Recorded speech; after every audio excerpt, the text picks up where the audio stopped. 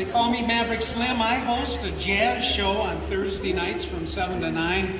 I'm not going to embarrass myself and ask how many people listen to it, but check it out sometime from 7 to 9. Oh, good, there's a few. You know, yesterday I told my wife I don't really know what I'm going to talk about tonight, and you know, since baseball is starting up tonight, she said, "Why don't you talk about baseball?" And little did she know there is a connection between jazz and baseball. And you're probably wondering, Maverick Slim, what is that? Well, I'm going to tell you. Back in April of 1912, in the Pacific Coast League, there was a pitcher by the name of Ben Henderson, and he pitched for the Portland Beavers, and on opening day he was scheduled to pitch against the Los Angeles Angels. And he told a reporter that he had come up with a new pitch, the jazz ball. He said it hops all over, no one can hit it.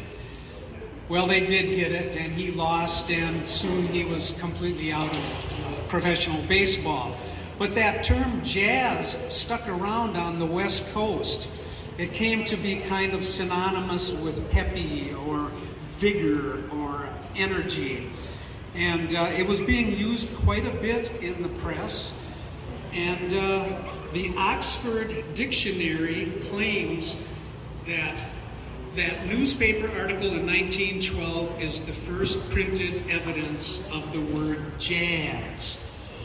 Now, etymologists, the people who study the history of words, seem to think that maybe it evolved from an African-American slang term, jasm, G-A-S-M, which also meant peppy, energetic, whatever. Well, anyway, the word jazz bounced its way to Chicago, and nobody knows quite how that happened. But by 1915, there was a band, the Burt Kelly Jazz Band. They spelled it J-A-S-S. And that was the first band that actually had jazz attached to its name. And in 1917, also in Chicago, the first jazz recording took place, and this was by the original Dixieland Jazz Band, once again spelled J-A-S-S. Now make no mistake, jazz started out in New Orleans, but it didn't take long for it to spread all over.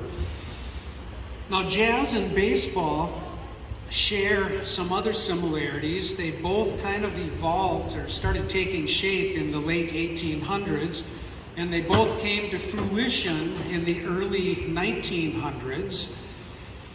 And they both kind of had problems with integrating, with racial integration. Of course, baseball didn't become integrated until 1947.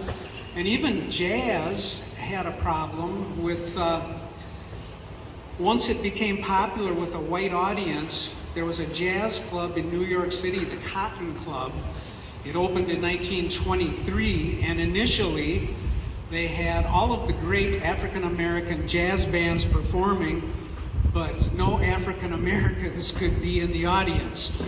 That changed by 1935, in large part to Benny Goodman, who was one of the first jazz bands to integrate, and jazz and baseball, as they became integrated, that probably really helped the civil rights movement in the 60s and beyond.